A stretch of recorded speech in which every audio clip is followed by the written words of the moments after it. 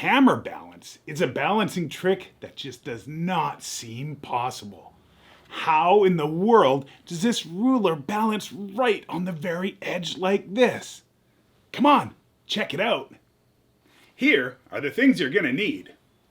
A hammer, a long ruler, a rubber band or a piece of string, and finally, a table where your hammer can go underneath. These are the things you need. Let's find the center of gravity for this ruler. We're going to do it the same way and slide our fingers in from the end. Our fingers will automatically adjust, and it's no surprise to find out that the center is right here in the middle of the ruler. So let's test that out and see if it's true. We're going to take this center mark, put it right here on the edge, and see if we can balance it. Sure, there it is. That's the center. But if we want the ruler to balance right on this very edge, can we still keep the center of gravity right here?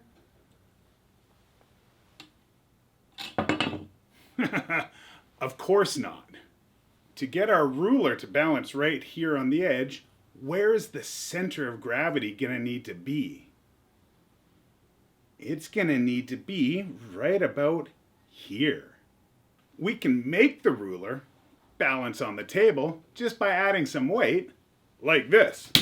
Ta-da! That's not really impressive either. So, let's try something else.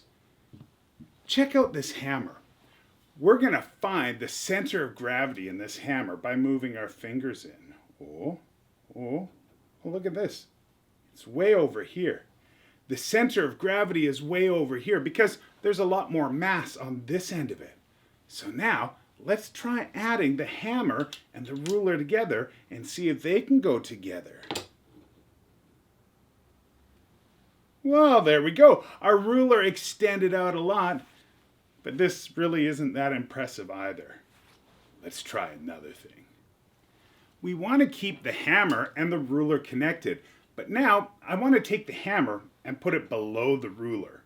To do this, we're going to need a rubber band to connect them together. So take your rubber band and put it over the end of the ruler. Now, take your hammer and slide it into the rubber band so that the heavy end is at the end of the ruler. When you let go, of course, the heavy end is going to go down. It's a lot heavier. And the other side is going to go up and touch the ruler. That will help it be a little bit more stable. Now, let's give it a try and see if we can get it to balance on our table. Hey, look at that. There we go. That's great. And it's impressive. But let's see if we can take this up a notch. Let's see if we can get this to balance not close to the end, but right on the very end of the ruler. So to do this, we're going to need to get that center of gravity even further back.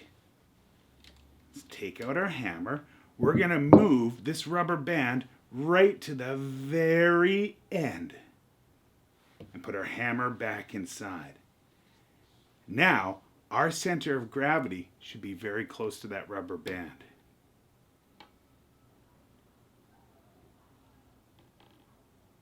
Oh man, check that out. We've got it literally balancing right on the very edge.